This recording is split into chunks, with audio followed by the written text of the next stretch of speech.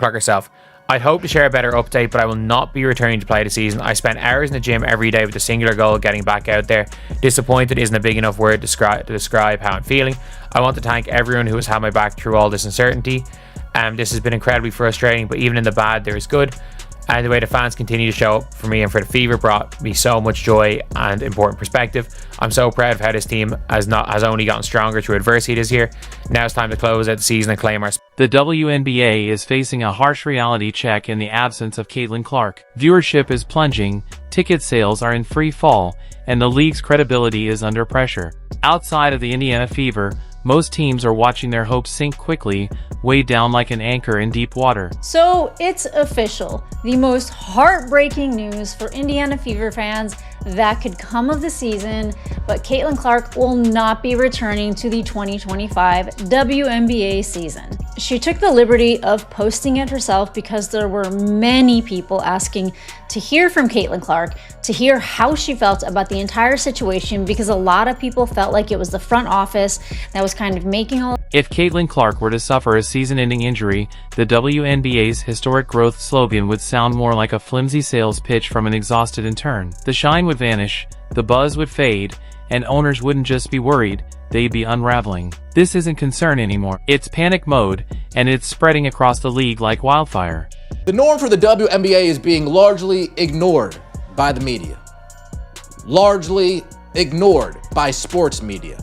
Not considered a real professional league, to the point where people didn't even know it existed until CC22. That's just a fact. You can't believe how many times I have people come in the chat and say, I didn't even know that there was a professional women's basketball league until Caitlin. Yeah, it's the facts. If you're enjoying the coverage, don't forget to like and subscribe to our channel. The Queen is officially sidelined for the season, and league executives have been thrown into chaos. After weeks of vague updates, endless speculation, and no clear timeline, Caitlin Clark finally confirmed the news everyone dreaded: I will not be returning this season. With that single sentence, the WNBA's worst-case scenario just became reality.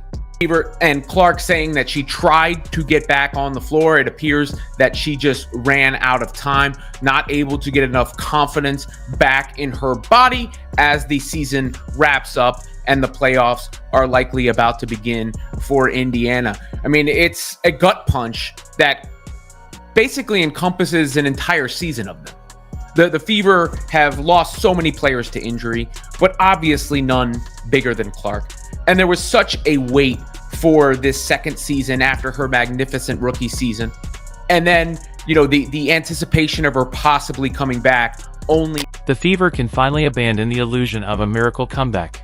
No schedule, no timeline, just a glaring void where the league's brightest star once stood. Now the fallout is undeniable. Panic isn't limited to Indiana, it's racing through WNBA front offices and boardrooms like wildfire, leading desperation in its path.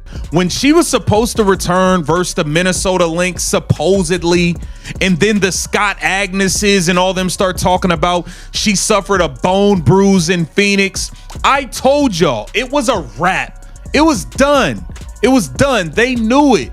And I believe they've known far longer. They have known. They've kept us fans in the dark, and it sucks. It absolutely sucks. Man, I was so looking forward to watching Caitlin Clark play this season. Now we have to wait an entire offseason, and we don't even know what's gonna happen. There might be a lockout. There might not even be a 2026 season. Let's talk numbers. When Caitlin Clark was dazzling on the court, the Indiana Fever averaged 1.26 million viewers per game. Then came July 15th, the groin injury.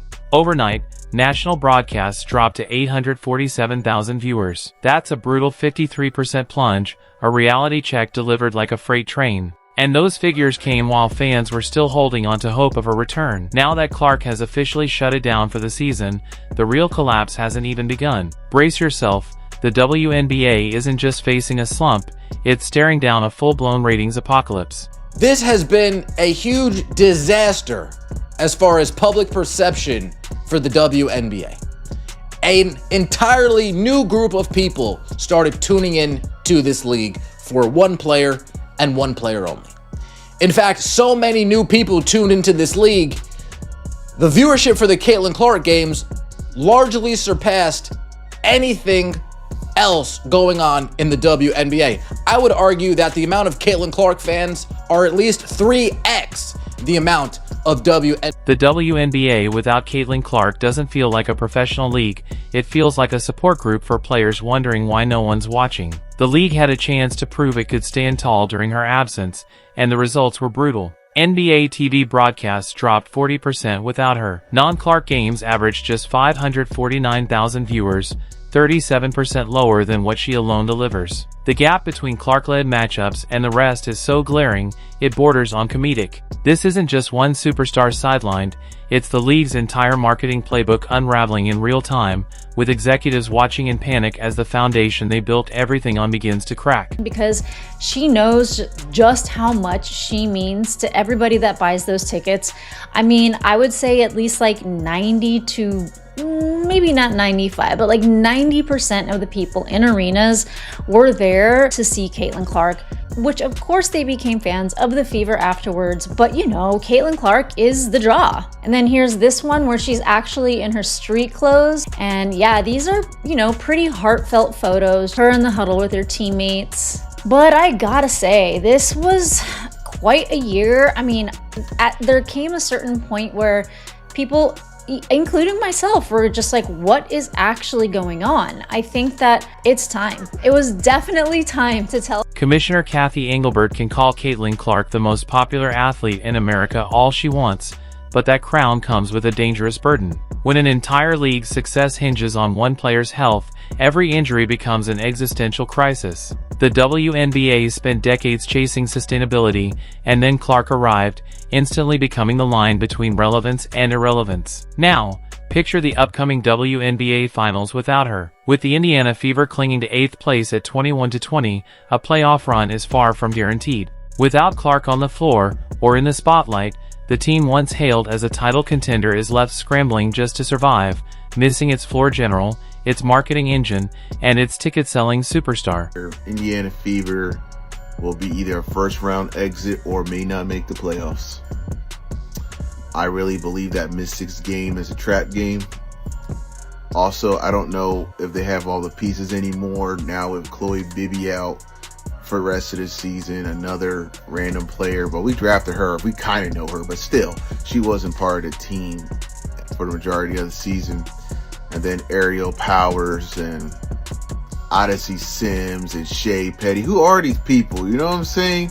The Indiana Fever are no longer the Indiana. The economics of Clark's absence are staggering. Sports economist Ryan Brewer projected her impact could top $1 billion this season, not just in basketball revenue, but in merchandise, tourism, TV deals, and the cultural ripple effect of a phenomenon. Meanwhile, most other players are still struggling to turn social media buzz into real financial value. The gap between Clark and everyone else isn't just talent, it's star power, marketability, and the rare ability to make people care about women's basketball, and here's where the panic sets in. The very players who spent 2025 throwing shade at Clark and racking up flagrant fouls like trading cards are now staring at empty arenas echoing with their own desperation. Petty jealousy that simmered all season is about to become impossible to hide, because the spotlight just went dark for 2025. The targeting was real. The injuries, inevitable.